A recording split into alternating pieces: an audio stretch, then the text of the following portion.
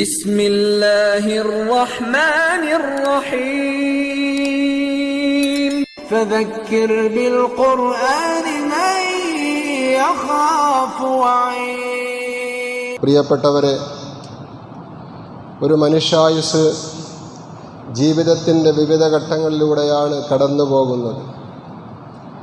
ദുനിയാവിൽ നമ്മൾ ജീവിക്കുമ്പോൾ ശൈശവം, ബാല്യം, യുവത്വം, കൗമാരം, വാർദ്ധക്യം, പിന്നെ പ്രായാധിക്യം എന്നീ ഘട്ടങ്ങൾ തരണം ചെയ്യുന്നവരാണ് അധിക പേരും. ഇതിൽ ഏറ്റവും ഗുണകരമായ ഘട്ടം യുവത്വമാണെന്ന് ഞാൻ പറയാതെ തന്നെ നിങ്ങൾക്കറിയാം. ഇന്നമൽ ഖൈറു ഫിശ്ശബാബ്, സകല നന്മകളും യുവത്വത്തിലാണ് സംഗമിച്ചിരിക്കുന്നത് എന്ന് മഹാന്മാരായ ഉലമാക്കൾ നമുക്ക് പഠിപ്പിച്ചു തരുന്നു. കാരണം ആരോഗ്യം, കായികം, ധീരത, സാഹസികത, മനക്കരുത്ത്, ബുദ്ധിശക്തി, ഓർമ്മശക്തി തുടങ്ങി അനേകം പ്രത്യേകതകൾ ഓരോ മനുഷ്യരിലും കൂടുതലായിട്ടുണ്ടാകുന്നത് ഈ യുവത്വ കാലഘട്ടത്തിലാണ്. ജീവിതം ധന്യമാക്കേണ്ടത് യുവത്വം കൊണ്ടാണെന്ന് ആദരവായ റസൂലുള്ളാഹി സ്വല്ലല്ലാഹു അലൈഹി വസല്ലമ തങ്ങൾ നമുക്ക് പഠിപ്പിച്ചു തരുന്നു. യഗ്തനിം ഖംസൻ ഖബല ഖംസിൻ, ഓരോ മനുഷ്യർക്കും വരാനിരിക്കുന്ന 5 ഘട്ടങ്ങൾക്ക് മുമ്പ് നിലവിൽ ഉള്ള 5 ഘട്ടങ്ങൾ ഉപയോഗപ്പെടുത്തി പരമാവധി ജീവിതം ധന്യമാക്കാനാണ് റസൂലുള്ളാഹി സ്വല്ലല്ലാഹു അലൈഹി വസല്ലമ തങ്ങളുടെ അധ്യാപനം. പ്രിയപ്പെട്ട സഹോദരങ്ങളെ, അതിൽ ഒന്നാമതായി നബി തങ്ങൾ നമ്മോട് പറഞ്ഞത് ശബാബക കബില ഹറമിക, നിനക്ക് നിലവിലൊരു യുവത്വമുണ്ട്, ഇനി ഒരു വാർദ്ധക്യം വരാനുമുണ്ട്. വരാനിരിക്കുന്ന വാർദ്ധക്യത്തിന് മുമ്പ് യുവത്വം കൊണ്ട് നിൻ്റെ ജീവിതം നീ എല്ലാ അർത്ഥത്തിലും ധന്യമാക്കണം, വിജയിപ്പിക്കണമെന്ന്. എൻ്റെ മുമ്പിലിരിക്കുന്ന അധിക പേരും യുവത്വം കഴിഞ്ഞ് പ്രായാധിക്യത്തിലേക്കും വാർദ്ധക്യത്തിലേക്കുമൊക്കെ കടന്നവരാണ്.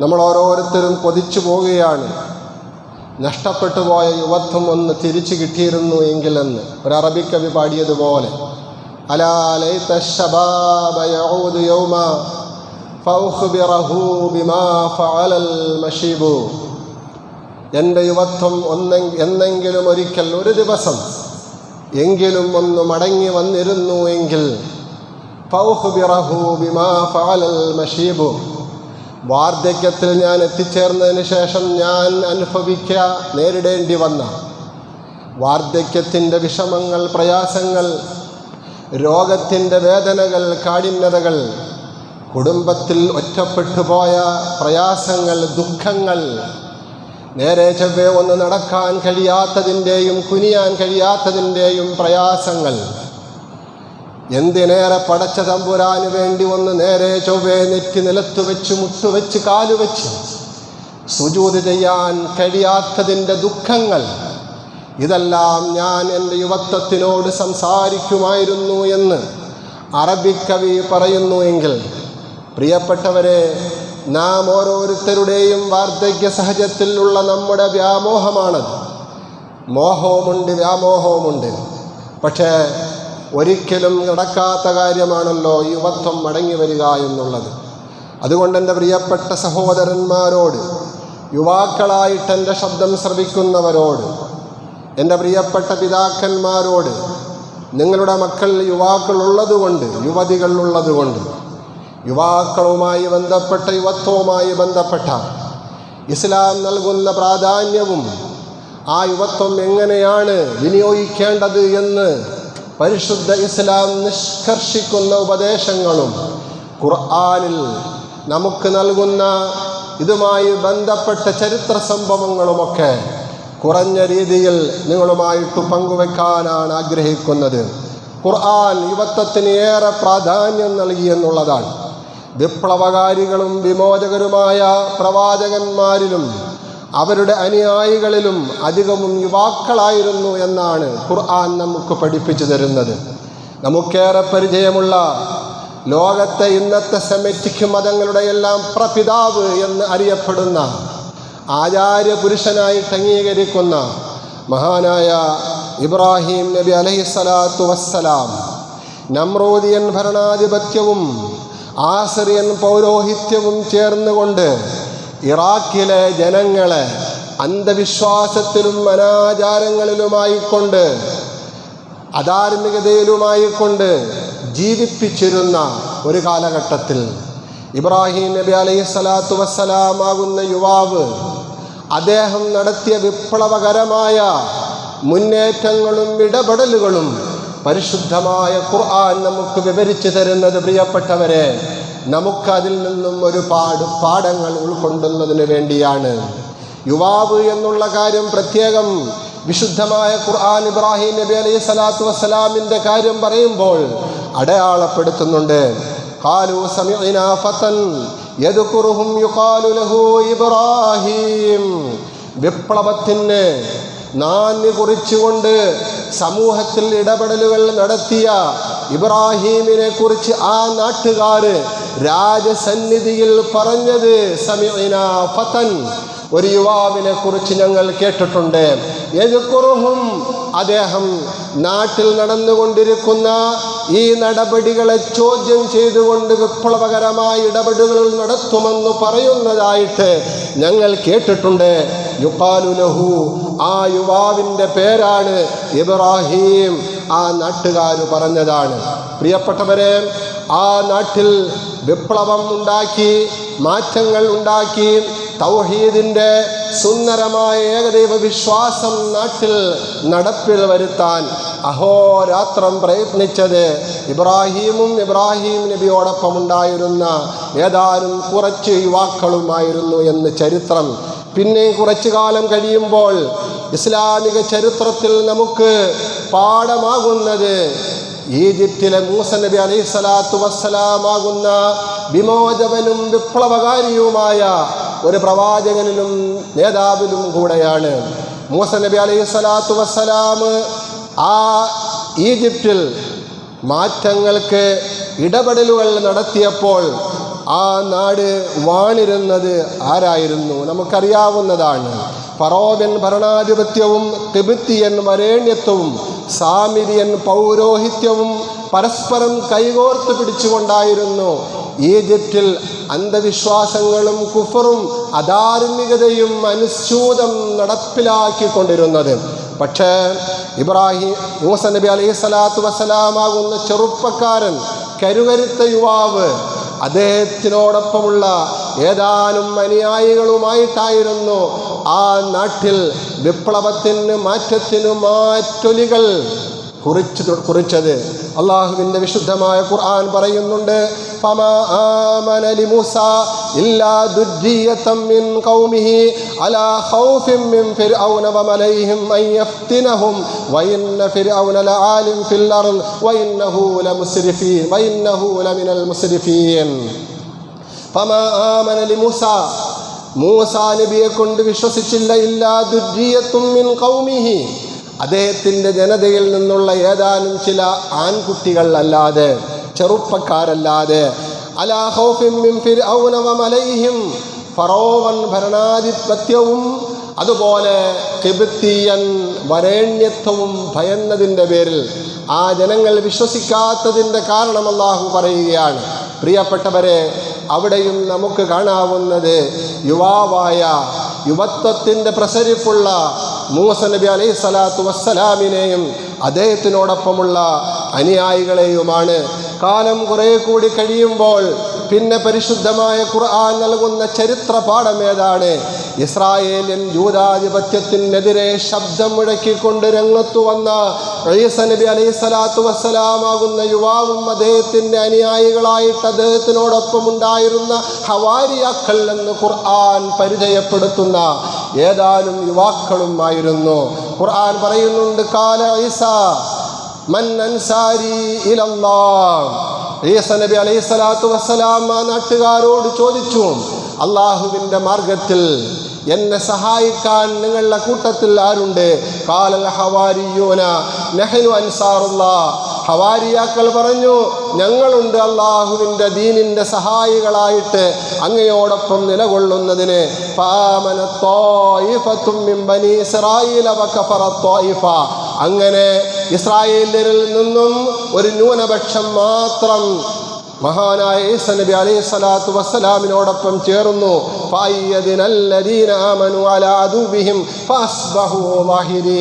അവരെ കൊണ്ടാണ് പിന്നെ ചരിത്ര വിജയം ഉണ്ടായത് എന്ന് വിശുദ്ധമായ ഖുർആൻ അടയാളപ്പെടുത്തുന്നു. പ്രിയപ്പെട്ടവരെ, കഴിഞ്ഞുപോയ പ്രധാനപ്പെട്ട 3 പ്രവാചകന്മാരെയും അവരുടെ അനുയായികളുടെയും സംഭവമാണ് പരിശുദ്ധ ഖുർആനിൽ നിന്നും ഞാൻ നിങ്ങളുടെ മുമ്പിൽ ഉദ്ധരിച്ചത്. മഹാനായ മുഹമ്മദ് മുസ്തഫ ഹബീബുന റസൂലുള്ളാഹി സല്ലല്ലാഹു അലൈഹി വസല്ലം നിങ്ങളുടെ കാലഘട്ടം എത്തുമ്പോൾ പ്രവാചകന്റെ അവസ്ഥയും പ്രവാചകനോടൊപ്പം ഉണ്ടായിരുന്ന അനുയായികളുടെ അവസ്ഥയും നാം പഠിക്കുമ്പോൾ, പ്രിയപ്പെട്ടവരെ, യുവത്വത്തിൻ്റെ പ്രതീകമായിരുന്നു മുഹമ്മദ് മുസ്തഫ സല്ലല്ലാഹു അലൈഹി വസല്ലം തങ്ങൾ. നബി സല്ലല്ലാഹു അലൈഹി വസല്ലം തങ്ങളുടെ സഹാബാക്കളിൽ അധികവും എന്നല്ല ഏതാനും പേരൊഴിച്ചാൽ ബാക്കിയുള്ളവരെല്ലാം യുവാക്കളായിരുന്നു, അല്ലെങ്കിൽ കൗമാരപ്രായക്കാരായിരുന്നു. ആ കൗമാരപ്രായക്കാരും യുവാക്കളുമാകുന്ന തൻ്റെ അനുയായികളെയും കൊണ്ടാണ് പരിശുദ്ധ റസൂൽ സല്ലല്ലാഹു അലൈഹി വസല്ലം തങ്ങൾ ഇസ്ലാമിന് രാജ്യങ്ങളിൽ വേരോട്ടമുണ്ടാക്കിയത്. റസൂലുള്ളാഹി സ്വല്ലല്ലാഹു അലൈഹി വസല്ലം തങ്ങളുടെ അനുയായികളിൽ മഹാനായ Usman, Abu Ubaida, Sayyid bin Harisa, Umar bin Khattab റളിയല്ലാഹു അൻഹും, ഇവരുടെ പ്രായം നമ്മൾ പരിശോധിച്ചാൽ അവർ ഇസ്ലാമിലേക്ക് കടന്നു വരുമ്പോൾ 30-ൻ്റെയും 35-ൻ്റെയും ഇടയിലുള്ള ഏജായിരുന്നു അവർക്കുണ്ടായിരുന്നത്. തീർന്നില്ല, മഹാനായ ബിലാൽ ഇബ്നു റബാഹ് റളിയല്ലാഹു അൻഹു, സുഹൈബുർ റൂമി, അബ്ദുറഹ്മാൻ ഇബ്നു ഔഫ് തുടങ്ങിയ സഹാബാക്കളുടെ പ്രായം 20-ൻ്റെയും 30-ൻ്റെയും ഇടയിലായിരുന്നു. മഹാന്മാരായ Saad bin Abi Waqqas, Musab bin Umair, Jafar bin Abi Talib, Ali bin Abi Talib, Talhat, Abdullah bin Masood റളിയല്ലാഹു അൻഹും ഉൾപ്പെടെയുള്ള സഹാബാക്കൾ 20-നും താഴെ പ്രായമുള്ള 18-ൻ്റെയും 19-ൻ്റെയും 17-ൻ്റെയും ഒക്കെ പ്രായമുള്ള കൗമാരക്കാരായിരുന്നു. പ്രിയപ്പെട്ടവരെ, എന്തിനാണ് ഞാൻ ഈ ചരിത്ര സംഭവങ്ങൾ നിങ്ങളുടെ മുമ്പിൽ അനുസ്മരിപ്പിക്കുന്നത്, ഓർമ്മപ്പെടുത്തുന്നത്? നമുക്ക് ചരിത്രത്തിൽ നിന്നാണ് പാഠം ഉൾക്കൊള്ളേണ്ടത്. ചരിത്രം നാം മനസ്സിലാക്കിയാണ് നമ്മുടെ മുന്നോട്ടുള്ള പ്രയാണം നാം ധന്യമാക്കേണ്ടത്. അതുകൊണ്ട് ഇന്നലകളിലെ ചരിത്രം നാം ഓരോരുത്തരും മനസ്സിലാക്കുകയും പഠിക്കുകയും ചെയ്യണം. അതിനാണ് ഖുർആനിൽ ഏറ്റവും കൂടുതൽ ചരിത്ര സംഭവങ്ങൾ അള്ളാഹു ഉദ്ധരിച്ചിരിക്കുന്നത്. ഖുർആനിൻ്റെ തുടക്കം മുതൽ ഒടുക്കം വരെ നമ്മൾ പരിശോധിക്കുകയാണ് എങ്കിൽ ഒരുപാട് ചരിത്ര സംഭവങ്ങൾ അല്ലാഹു സുബ്ഹാനഹു വ തആല ഖുർആനിൽ ഉൾപ്പെടുത്തിയത് നമുക്ക് മെസ്സേജ് നൽകുന്നതിനും സന്ദേശം നൽകുന്നതിനും നാം ഓരോരുത്തരും അത് ഉൾക്കൊണ്ട് ജീവിക്കുന്നതിനും വേണ്ടിയാണ്. പ്രിയപ്പെട്ടവരെ, ഖുർആൻ മാതൃകയാക്കി ഉയർത്തിക്കാട്ടുന്ന ഒരു 7 യുവാക്കളുണ്ട്. അസ്ഹാബുൽ കഹ്ഫ് എന്ന അപരനാമത്തിലാണ് അവരെ അറിയപ്പെടുന്നത്. അവരെ അനുസ്മരിക്കാനും ഓർക്കാനും ഓരോ ആഴ്ചയും സമയം കണ്ടെത്തുന്നതിന് വേണ്ടി കൂടിയാണ് പരിശുദ്ധമായ വെള്ളിയാഴ്ച രാവിലോ പകലിലോ സൂറത്തുൽ കഹ്ഫ് പാരായണം ചെയ്യണമെന്ന് റസൂലുള്ളാഹി സ്വല്ലല്ലാഹു അലൈഹി വസല്ലം തങ്ങൾ നമുക്ക് പഠിപ്പിച്ചു തന്നിട്ടുള്ളത്. എത്ര പേര് പാരായണം ചെയ്യുന്നു? ഇനി പാരായണം ചെയ്താൽ തന്നെ അതിൽ അല്ലാഹു സുബ്ഹാനഹു വ തആല നമുക്ക് മെസ്സേജായി നൽകിയിരിക്കുന്ന അസ്ഹാബുൽ കഹ്ഫിൻ്റെ ജീവചരിത്രവും മെസ്സേജും എത്ര പേര് മനസ്സിലാക്കി പാഠം ഉൾക്കൊള്ളുന്നുണ്ട് എന്ന് നാം ഓരോരുത്തരും ചിന്തിക്കേണ്ടതാണ്, വിലയിരുത്തേണ്ടതാണ്. പ്രിയപ്പെട്ടവരെ, ക്രിസ്താബ്ദം 249 മുതൽ 251 വരെ റോമാ സാമ്രാജ്യത്തിൻ്റെ ഭാഗമായിരുന്ന എഫസോസ് പട്ടണത്തിൽ സീസർ ഡെസ്യൂസ് രാജാവിൻ്റെ മുമ്പിൽ അള്ളാഹുവിലുള്ള തൗഹീദിനെ അചഞ്ചലമായ നിലയിൽ രാജസദസ്സിൽ നിന്നുകൊണ്ട് പ്രഖ്യാപിച്ചവരാണ് ഈ ഖുർആൻ പരിചയപ്പെടുത്തുന്ന അസ്ഹാബുൽ കഹ്ഫ്, ഗുഹാവാസികളാകുന്ന 7 യുവാക്കൾ. ഒരു നാട് മുഴുവനും ദൈവനിഷേധത്തിലും അതുപോലെ തന്നെ ആൾ ദൈവത്തിലും വിശ്വസിച്ചുകൊണ്ട് കഴിഞ്ഞുകൂടുന്ന അധാർമികതയുടെ മൂർധന്യത്തിൽ എത്തി നിൽക്കുന്ന സന്ദർഭത്തിലാണ് 7 യുവാക്കൾ ഏകനായ പടച്ച തമ്പുരാനിൽ വിശ്വസിക്കുന്നത്. ആ വിശ്വാസം അവര് പരമാവധി ഗോപ്യമാക്കി വയ്ക്കാൻ ശ്രമിച്ചു. പക്ഷേ എത്ര ഗോപ്യമാക്കി വെച്ചാലും അള്ളാഹുവിൻ്റെ തീരുമാനമനുസരിച്ച് കാര്യങ്ങൾ മുമ്പോട്ട് പോകും. അതുകൊണ്ട് അവരുടെ ഗോപ്യമായ രഹസ്യമായ വിശ്വാസം രാജാവും രാജ്യനിവാസികളും അറിയുകയാണ്. അവരെ പിടികൂടപ്പെടുകയാണ്. അവരെ രാജസദസ്സിൽ ഹാജരാക്കുകയാണ്. 7 യുവാക്കൾ, 30 വയസ്സ് പ്രായമെത്താത്ത ആ യുവാക്കളെ രാജാവിൻ്റെ മുമ്പിൽ രാജസദസ്സിൽ ചോദ്യം ചെയ്യപ്പെടുകയാണ്. അവർ ഏകനായ അള്ളാഹുവിൽ അചഞ്ചലമായി വിശ്വസിച്ചു എന്നുള്ള കാര്യം ഉറക്കെ പറയുകയാണ്. അള്ളാഹുവിൻ്റെ വിശുദ്ധമായ ഖുർആൻ ഇവരുടെ സംഭവം വിവരിക്കുമ്പോൾ പ്രത്യേകമായി അടയാളപ്പെടുത്തി പറയുന്നത് അവർ യുവാക്കളായിരുന്നു എന്നുള്ളതാണ്. ഇന്നഹും ഫിത്യത്തുൻ ആമനൂ ബിറബ്ബിഹിം വസിദ്നാഹും ഹുദാ. ഇന്നഹും ഫിത്യത്തുൻ, തീർച്ച, ഒരു സംശയവും ആർക്കും വേണ്ട, ഫിത്യത്തുൻ, അവർ യുവാക്കളായിരുന്നു. ആമനൂ ബിറബ്ബിഹിം, എങ്ങനെയുള്ള യുവാക്കൾ? അവരുടെ റബ്ബിൽ അചഞ്ചലമായി വിശ്വസിച്ച, ഏക ദൈവവിശ്വാസം വെച്ച് പുലർത്തിയ 7 യുവാക്കളായിരുന്നു അവർ. വസിദ്നാഹും ഹുദാ, അവർ അവരുടെ സന്മാർഗത്തിൽ അടിയുറച്ചു നിന്നപ്പോൾ അവർ ഈമാനികമായി ആർജവമുള്ളവരായി മാറി. വറബത്നാ അലാ ഖുലൂബിഹിം ഇദ് ഖാമൂ, രാജാവിൻ്റെ മുമ്പിൽ കയ്യാമം വയ്ക്കപ്പെട്ടവരായ നിലയിൽ അവരെ പിടികൂടപ്പെട്ടുകൊണ്ട് നിർത്തിയിട്ട് ചോദ്യം ചെയ്യപ്പെടുന്ന സന്ദർഭത്തിൽ അവരുടെ ഖൽബുകളിൽ നാം ഈമാനികമായ ശക്തി വർദ്ധിപ്പിച്ചു കൊടുത്തു എന്ന് അള്ളാഹുവിൻ്റെ വിശുദ്ധമായ ഖുർആൻ. രാജാവ് അവരോട് പറഞ്ഞു, നിങ്ങൾ നന്നേ ചെറുപ്പക്കാരാണ്, യുവാക്കളാണ്, കൂടുതൽ നിങ്ങൾക്ക് ജീവിത പരിചയമില്ലാത്തവരാണ്. ഈ നാട്ടിൻ്റെ വ്യവസ്ഥിതി നിങ്ങൾക്കറിയാമല്ലോ. ഏകദൈവ വിശ്വാസം വെച്ച് പുലർത്തുന്ന നിങ്ങളെ ശിക്ഷിക്കാൻ ഈ നാട്ടിൻ്റെ നിയമവ്യവസ്ഥിതി ഉണ്ട്. അതുകൊണ്ട് നിങ്ങൾ എന്തു പറയുന്നു?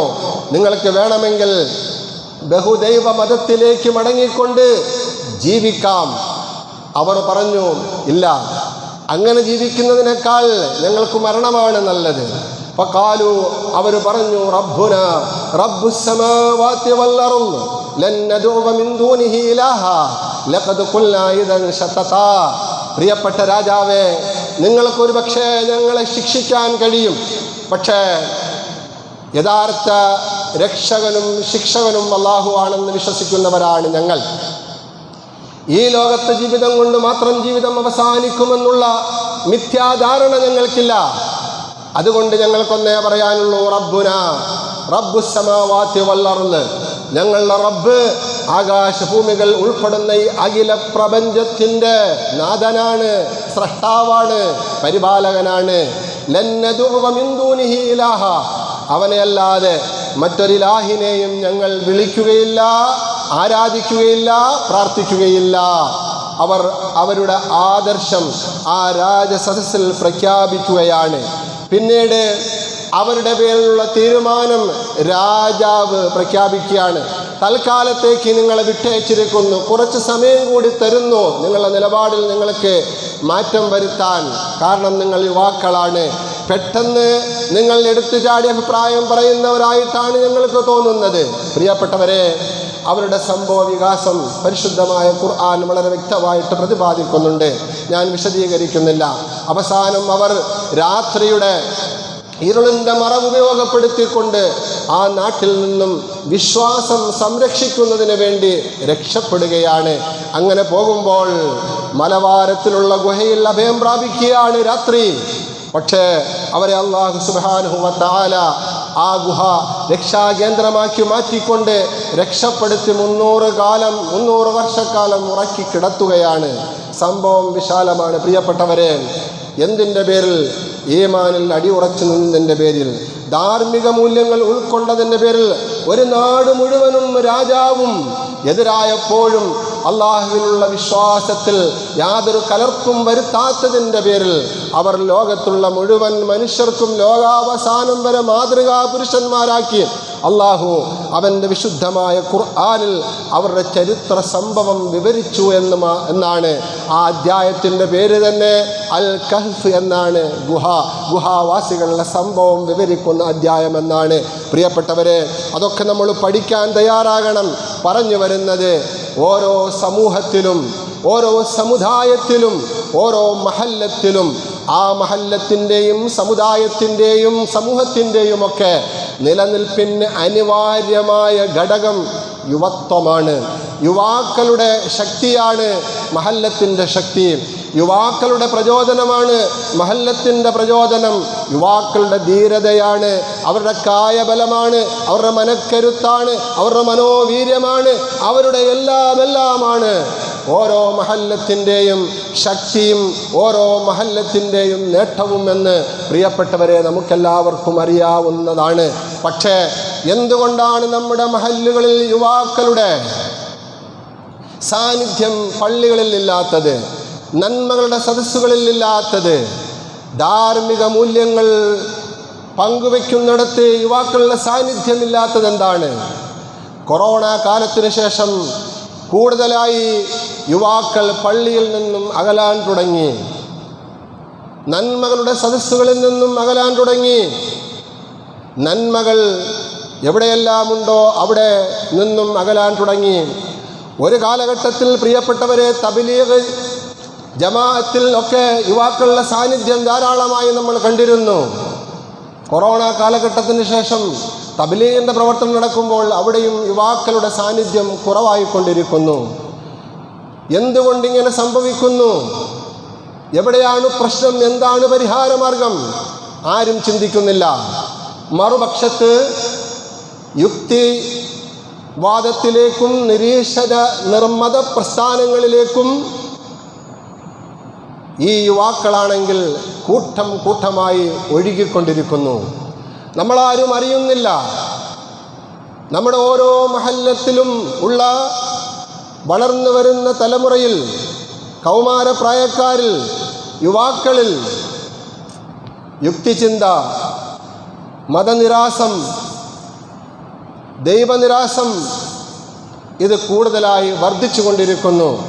പ്രിയപ്പെട്ടവരെ, നമ്മൾ അറിയുന്നില്ല, നമ്മുടെ ഭവനങ്ങളിൽ പോലും നമ്മുടെ വീടുകളിൽ പോലും ഈ ചിന്താഗതികളുള്ളവർ ഉണ്ട് എന്നുള്ള യാഥാർത്ഥ്യം പലപ്പോഴും നമ്മൾ അറിയുന്നില്ല. അവരും നമ്മളോടൊപ്പം വേഷത്തിൽ, അതുപോലെ തന്നെ മറ്റ് പ്രകടനപരതയിൽ നമ്മളോടൊപ്പം ഉണ്ടായിരിക്കും. പക്ഷേ അവരുടെ മൈൻഡ് മറ്റൊന്നായിരിക്കും. അതുകൊണ്ട് അടിയന്തര സ്വഭാവത്തോടുകൂടി നമ്മുടെ വളർന്നു വരുന്ന കൗമാരപ്രായക്കാരെയും യുവ തലമുറയെയും നമ്മുടെ മഹല്ലത്തിന് ഉപകരിക്കുന്ന നിലയിൽ, ദീനിന് ഉപകരിക്കുന്ന നിലയിൽ, രാജ്യത്തിന് ഉപകരിക്കുന്ന നിലയിൽ ഉപയോഗപ്പെടുത്തേണ്ടതുണ്ട് എന്നുള്ള സത്യം പ്രിയപ്പെട്ടവരെ ഓർമ്മപ്പെടുത്തുകയാണ്. നമ്മുടെ നിലനിൽപ്പിനെ തന്നെ ചോദ്യം ചെയ്യപ്പെട്ടുകൊണ്ടിരിക്കുന്ന ഒരവസ്ഥയാണ് രാജ്യത്തുള്ളത്.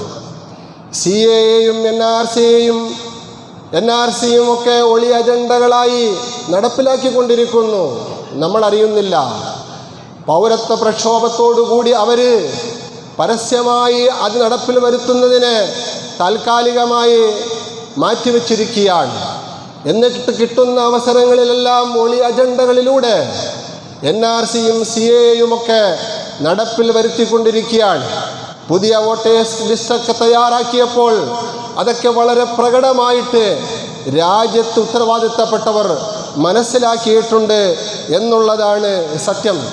വിദ്യാഭ്യാസ പരിഷ്കരണത്തിൻ്റെ പേരിൽ സംഘപരിവാർ അജണ്ടകൾ നടപ്പിലാക്കുന്നതിന് വേണ്ടിയുള്ള പുതിയ പുതിയ പദ്ധതികൾ ആവിഷ്കരിച്ചു കൊണ്ടിരിക്കുകയാണ്. നമ്മൾ അറിയുന്നില്ല. അറിഞ്ഞാൽ തന്നെയും അതിൻ്റെ ഗൗരവം നമ്മൾ മനസ്സിലാക്കുന്നില്ല എന്നുള്ളതാണ് സത്യം. ഇന്നലെ വൈകുന്നേരമുണ്ടായ ഏറ്റവും വലിയ ചൂടേറിയ വാർത്ത എന്തായിരുന്നു? PM ശ്രീയിൽ നമ്മുടെ കൊച്ചു കേരളവും ഒപ്പിട്ടു എന്നുള്ളതാണ്. പലപ്പോഴും അത് കേട്ടാൽ പോലും നമുക്ക് തിരികെയില്ല എന്താണ് PM ശ്രീ എന്ന്, അല്ലേ? പ്രിയപ്പെട്ടവരെ, മനോഹരമായ ചുരുക്കപ്പേരിലൂടെ അറിയപ്പെടുന്ന ഇതുപോലെയുള്ള പുതിയ പദ്ധതികൾ യഥാർത്ഥത്തിൽ സംഘപരിവാർ അജണ്ടകൾ വിദ്യാഭ്യാസ രംഗത്ത് നടപ്പിലാക്കുന്നതിന് വേണ്ടിയുള്ള ഒളി അജണ്ടകളുടെ ഭാഗമാണെന്ന് തിരിച്ചറിയാനുള്ള അറിവും ബോധവും വിവേകവും പഠനവും വായനയും, പരന്ന വായനയും നമുക്ക് ഉണ്ടാകേണ്ടത് അനിവാര്യമാണ്. എന്താണ് PM ശ്രീ എന്ന് പറഞ്ഞാൽ?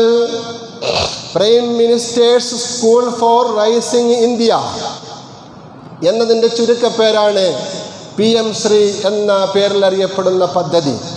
നമ്മുടെ കേരളം, തമിഴ്നാട്, പശ്ചിമ ബംഗാൾ, ഡൽഹി ഉൾപ്പെടെയുള്ള സംസ്ഥാനങ്ങളിൽ ഈ പദ്ധതി നടപ്പിലാക്കിയില്ല എന്നായിരുന്നു ഇന്നലെ വരെയും, നമ്മളെ കേരളത്തെ സംബന്ധിച്ചിടത്തോളം ഇന്നലെ ഉച്ചവരെയുമുള്ള നമ്മുടെ കേരള ഗവൺമെൻറ്റിൻ്റെ തീരുമാനം.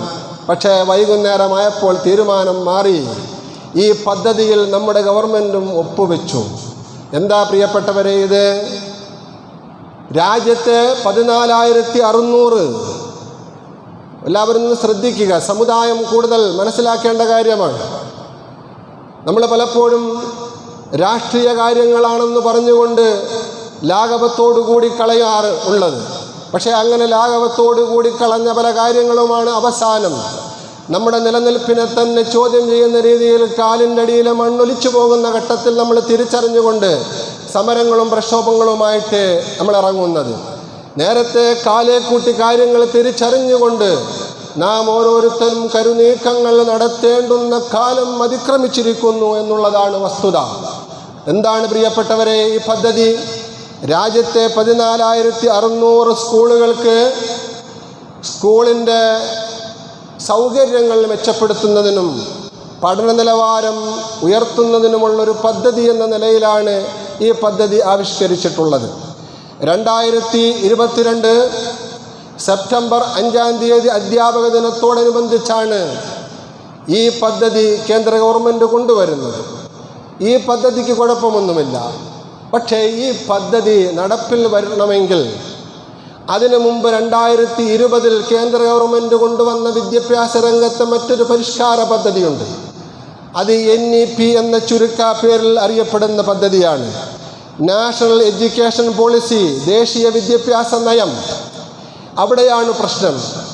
ദേശീയ വിദ്യാഭ്യാസ നയം ഓരോ സംസ്ഥാനത്തും നടപ്പിലാക്കിയാൽ മാത്രമേ നേരത്തെ പറഞ്ഞ PM ശ്രീ എന്ന പദ്ധതി നടപ്പാവുകയുള്ളൂ. എന്ന് പറഞ്ഞാൽ ഒന്നിനോടനുബന്ധിച്ച് ചങ്ങലയാണ്.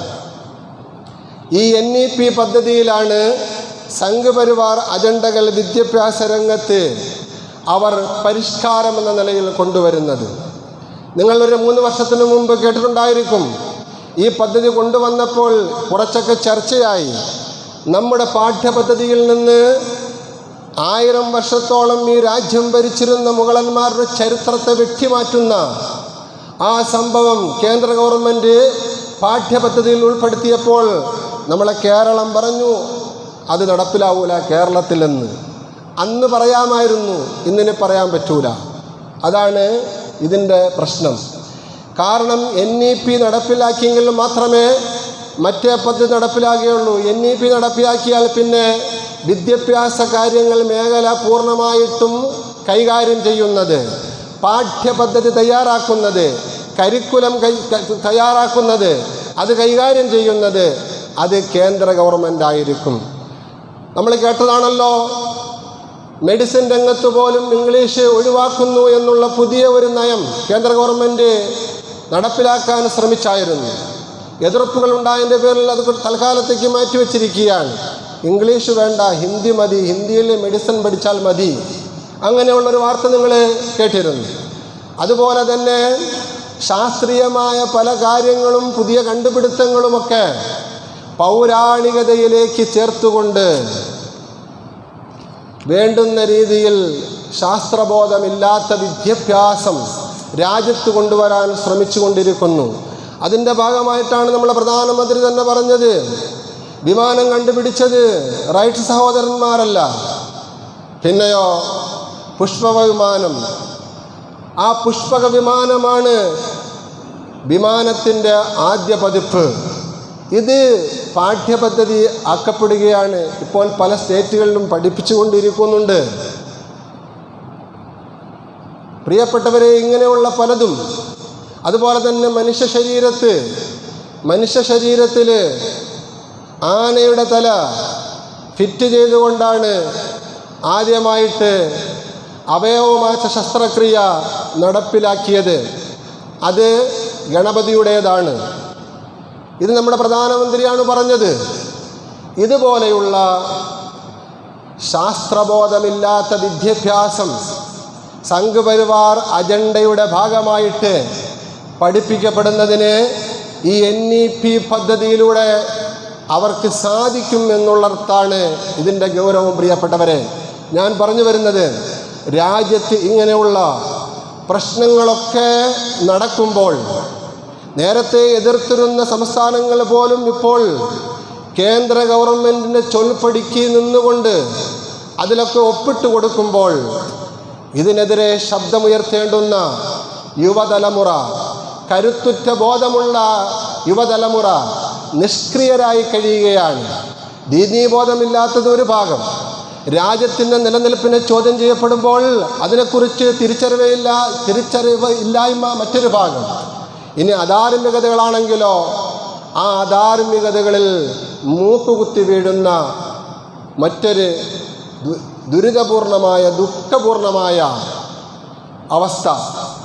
മദ്യത്തിൻ്റെയും മയക്കുമരുന്നിൻ്റെയും ലഹരി മാഫിയയുടെയും ഒക്കെ സംഘങ്ങളായി യുവാക്കൾ മാറിക്കൊണ്ടിരിക്കുന്നു എന്നുള്ളതാണ് നമ്മളെ ഞെട്ടിപ്പിക്കുന്ന വാർത്തകൾ. പലപ്പോഴും നമ്മുടെ കൊച്ചു കേരളത്തിൽ നിന്നും, സാംസ്കാരിക കേരളമെന്നറിയപ്പെടുന്ന ഈ കേരളത്തിൽ നിന്നും ഈ വിഷയത്തിൽ പിടികൂടപ്പെടുന്നത് 17, 18, 19, 25 വയസ്സിനിടയിലുള്ള കൗമാരപ്രായക്കാരെയും യുവാക്കളെയുമാണ്. അതിൽ തന്നെ യുവതികളും ഉൾപ്പെടുന്നു എന്നുള്ളതാണ് പ്രിയപ്പെട്ടവരെ വളരെയധികം ഗൗരവമുള്ള വിഷയം. നമ്മുടെ കൊച്ചു കേരളം ഇന്ന് ലഹരിയുടെ ഹബ്ബായി മാറിയിരിക്കുകയാണ്. ഇവിടെ ലഹരി വിപണനത്തിന് വേണ്ടി വീണ്ടും സൗകര്യങ്ങൾ വർദ്ധിപ്പിക്കണമെന്നാണ് നമ്മുടെ എക്സൈസ് വകുപ്പ് മന്ത്രി പറയുന്നത്. വീണ്ടും പരമാവധി മനുഷ്യരെ ലഹരിക്കടിമയാക്കിക്കൊണ്ട് സമ്പത്ത് കണ്ടെത്തുന്നതിന് വേണ്ടിയുള്ള എളുപ്പമാർഗങ്ങളാണ് പലപ്പോഴും ഭരണകൂടങ്ങൾ നടപ്പിലാക്കിക്കൊണ്ടിരിക്കുന്നത്. പക്ഷേ ഇതിൻ്റെയൊക്കെ തിക്തഫലങ്ങൾ, ദൂഷ്യഫലങ്ങൾ വരും തലമുറയാണ് അനുഭവിച്ചുകൊണ്ടിരിക്കുന്നത്. ഞാൻ പറഞ്ഞു വരുന്നത്, ഇതൊക്കെ രാജ്യത്തും സംസ്ഥാനത്തും നടപ്പിലാക്കുമ്പോൾ ഇതിനെതിരെ മുൻപന്തിയിൽ നിൽക്കേണ്ടത് യഥാർത്ഥത്തിൽ യുവാക്കളുടെ സമൂഹമാണ്. എല്ലാ കാലഘട്ടത്തും അങ്ങനെയായിരുന്നു. ഇന്നൊരുപാട് യുവജന പ്രസ്ഥാനങ്ങൾ നമ്മുടെ കേരളത്തിൽ പ്രവർത്തിക്കുന്നുണ്ട്. പ്രിയപ്പെട്ടവരെ, ഒരുപാട് രാഷ്ട്രീയ പ്രസ്ഥാനങ്ങളും സാമൂഹിക സംഘടനകളും മതസംഘടനകളും പ്രവർത്തിക്കുന്നുണ്ട്. എല്ലാവരുടെയും ചാലകശക്തി യുവാക്കളാണ്. പക്ഷേ യുവാക്കളാണെങ്കിലോ കൊഴിഞ്ഞു പോയിക്കൊണ്ടിരിക്കുന്നു എല്ലാ മേഖലയിലും. നമ്മുടെ ദീനീ മേഖലയിലുള്ളതുപോലെ തന്നെ. എന്തുമാകട്ടെ, നമുക്ക് നമ്മുടെ മഹല്ലുമായി ബന്ധപ്പെട്ട് നമ്മുടെ ഓരോരുത്തരുടെയും കുടുംബങ്ങളിൽ വളർന്നു വരുന്ന നിലവിലുള്ള കൗമാരപ്രായക്കാർ, യുവാക്കൾ, അവർ വഴിതെറ്റിപ്പോകാതിരിക്കുന്നതിന്, അതിലുപരി ദീനുമായിട്ടവർ അടുക്കുന്നതിന്, പള്ളികളുമായി ബന്ധപ്പെടുന്നതിന്, ഉലമാക്കളുമായിട്ടടുക്കുന്നതിന്, ദീനീ പ്രവർത്തകരുമായിട്ടടുക്കുന്നതിന്, നിസ്കാരത്തിന് പള്ളികളിലേക്ക് വരുന്നതിന്, ദീനിയായി ചുറ്റുപാടോടുകൂടി ജീവിക്കുന്നതിന്, ലഹരിക്കടിമപ്പെടാതിരിക്കുന്നതിന്, അശ്ലീലതകളിലും അധാർമിക മാർഗങ്ങളിലേക്കും ചെന്ന് വീണുപോകാതിരിക്കുന്നതിന് എന്ത് ചെയ്യാൻ കഴിയുമെന്നുള്ള കാര്യം നാം ആലോചിക്കണം. ഒരു ചർച്ചയ്ക്കും ചിന്തയ്ക്കും വേണ്ടി മാത്രം ഇത്രയും പറഞ്ഞു എന്ന്. പ്രിയപ്പെട്ടവരെ, ഈ വിഷയം അവസാനിപ്പിക്കാൻ ഇൻഷാ അല്ലാഹ് ഇതിൻ്റെ ബാക്കി ഭാഗം അല്ലാഹു ഇത് കൂട്ടുമെങ്കിൽ അടുത്ത വെള്ളിയാഴ്ച പറയാം. അല്ലാഹു സുബ്ഹാനഹു വ തആല തൗഫീഖ് നൽകുമാറാവട്ടെ.